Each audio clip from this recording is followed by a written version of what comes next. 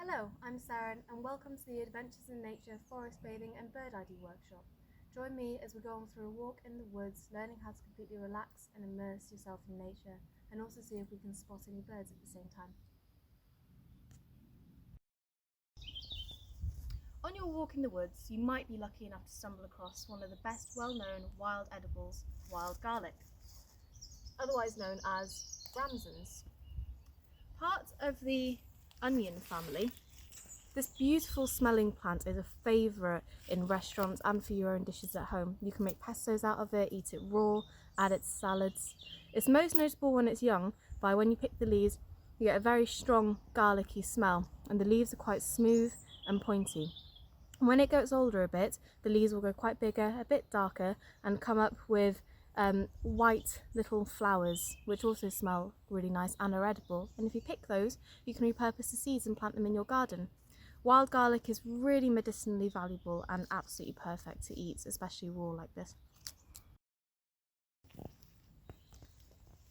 When you're picking wild garlic, be very, very careful that you don't mistake them. For example, this right here growing is wild garlic. You can tell by the smooth pointy leaves.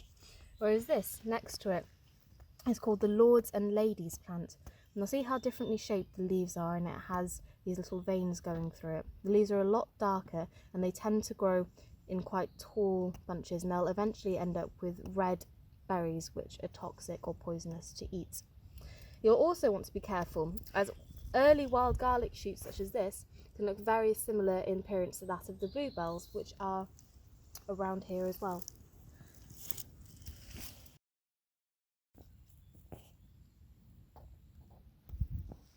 As you can see, these patches of bluebells here can look very, very similar in that in appearance to young wild garlic shoots, as you can see here.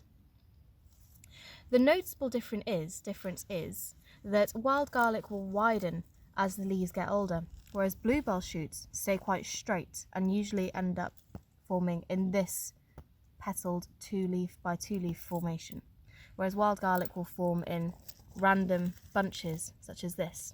If you're ever unsure about what you're picking, always pick a leaf, crush it up, and it'll have that amazingly pungent wild garlic smell.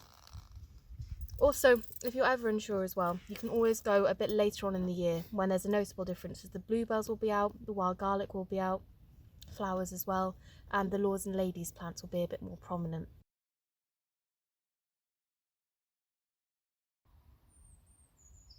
Forest bathing, or Shinrin-yoku, is an ancient Japanese meditative art, and essentially the process is extremely simple.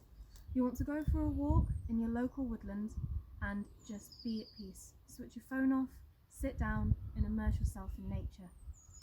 So, you tend to want to do this for a good 10 minutes or so. Sit down, take long, deep breaths in, count to 3, hold, and then breathe, count to 3, and go out again. As you're doing this, make sure your mind is clear. Any thoughts come along, notice them, and just try and push them away again.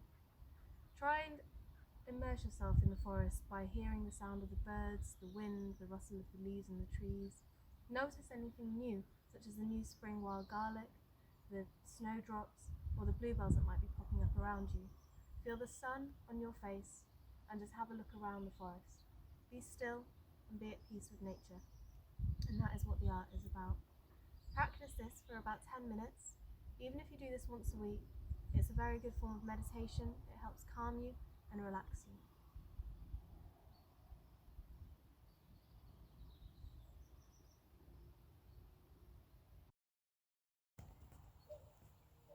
On my walk the other day, I was lucky enough to spot a red kite, which is incredibly rare to see, especially in this part of North Wales, a buzzard, which is a lot more common and can usually be found circling above me in the skies, and I heard but didn't see a woodpecker in my local woodland.